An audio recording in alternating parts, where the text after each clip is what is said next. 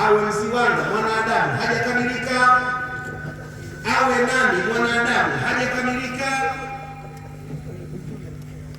Lakini tupeane nasaha Waislamu, tusifedheheshane, tusivuane nguo. Huu uchu wenu wa madaraka, mnavua watu nguo, wallahi siku ya Kiyama Mwenyezi Mungu atakwenda kuadhibuni.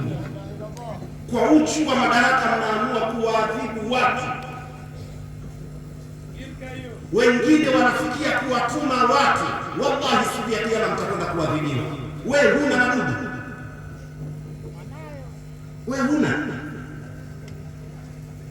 Nilisema siku moja, mtu mmoja aliwahi kuongea, mimi nilisema neno likawaudhi watu wengi, kwa sababu watu wanasoma sana kisheria. Mimi nikakaa kimya, nikatetea kwa wajinga wakae kimya. Mmoja akatoa mawaidha, asipewe hata dua, msiongee naye. Haya, kwa mfano linavyo unapotaka lile neno lasimamie dhambi, wewe unalana. Kwa nini ulisema? Wamedhulumu nyumba ya mtu na wakatoa rushwa. Nyumba ya Salum Kibakora Jangwani, kesi ni nguma miaka chungu mzima. Na mimi wewe wapata Jangwani, pengine unalijua hilo. Rushwa zimetoka. Msikiti mwingine kimuua kuku hapo nyuma hapa kwa mwanafunzi wangu, fedha zimetoka.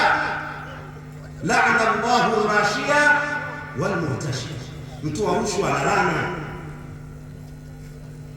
Sasa kila mmoja na madugu yake, tuombeane dua Mwenyezi Mungu aturekebishe sote, tukae katika mstari na kuelekea Bwana Mtume Muhammad.